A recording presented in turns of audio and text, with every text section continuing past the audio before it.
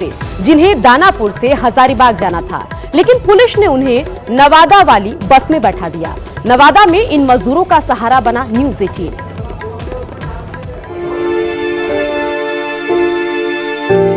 तस्वीर में दिख रहे ये सभी मजदूर झारखंड के हजारीबाग के रहने वाले हैं।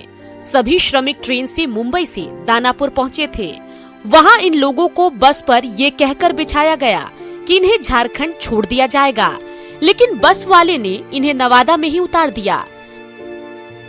दानापुर स्टेशन पे हम लोग को उतार दिया, वहां से पटना के लिए बोला, लेकिन फिर ये नवादा और झारखंड के लिए एक गाड़ी में बैठाया, लेकिन झारखंड हम लोग को पहुंचाया नहीं, नवादा में उतार दिया। न्यूज़ 18 की टीम की नजर इन भटकते प्रवासी मजदूरों पर पड़ी।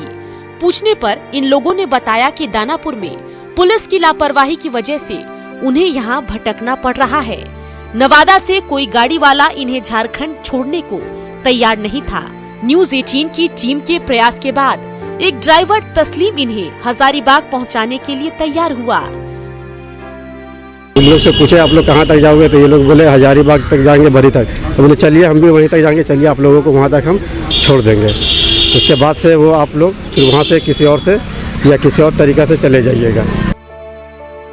हजारीबाग रवाना होने से पहले मजदूरों ने न्यूज़ 18 की टीम का आभार जताया, लेकिन सवाल उठता है कि जब कोई बस झारखंड नहीं जा रही थी तो इन्हें नवादा वाली बस में क्यों बैठाया गया?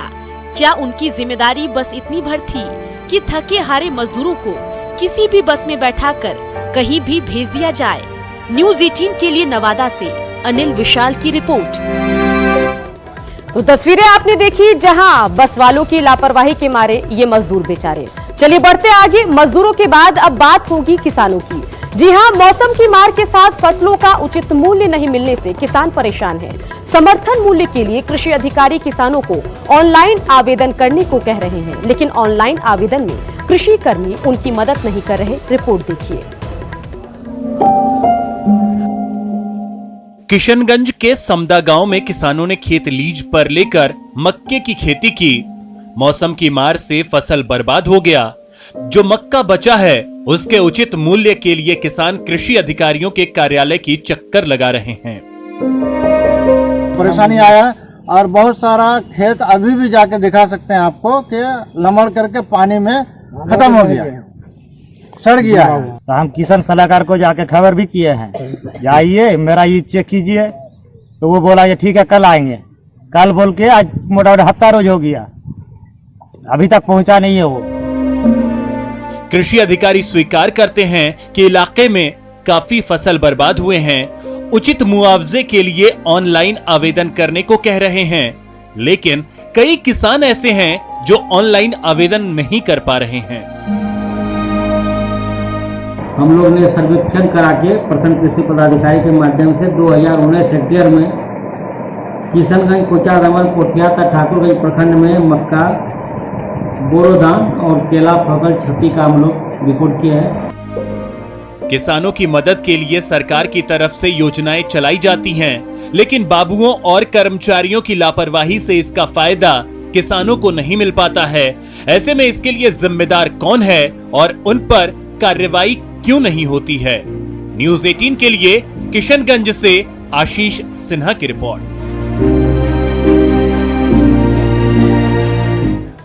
सिवान में समाजसेवी और ग्रामीण मिसाल पेश कर रहे हैं। 7 समंदर पार वाशिंगटन में रह रहे सिवान का एक युवक अपने परिजनों के जरिए इस लॉकडाउन में जरूरतमंदों की मदद करने में लगा है, तो वहीं समाजसेवी शहरी क्षेत्रों तक जरूरतमंदों को खाद्य सामग्री, पानी, बिस्किट और दवा का वितरण कर रहे हैं। जगह जगह स्टॉल लगाकर लोगों के बीच जरूरत का सामान बांट रहे हैं। देखिए, जब से लॉकडाउन लगा है तब से लगातार हम लोग ये कार्यक्रम कर रहे हैं और तमाम लोग के सहयोग से कार्यक्रम सफल हो रहा है। हमारे एक संबंधी हैं जो देश से NRI हैं और देश के बाहर रहते हैं वाशिंगटन DC में। उनका ये उद्देश्य था कि हम देश के प्रति काफ़ी प्रेम है और यहाँ के लोगों को जो श्रमिक बाहर से आ रहे हैं, पिछले 1 महीने से उनके सौजन्य से हम लोग इस सेवा में लगे हैं। सड़क पर मजदूर है वो काफ़ी बेबस हैं और काफ़ी थके भूखे प्यासे हैं, इसलिए इनकी मदद जो है बिल्कुल वाजिब है और काफी खुशी हो रही है जो भी समाज सेवी हम लोग मिलकर और लगातार चलता रहेगा खबरों का सफर। देखते रहिए न्यूज़ 18।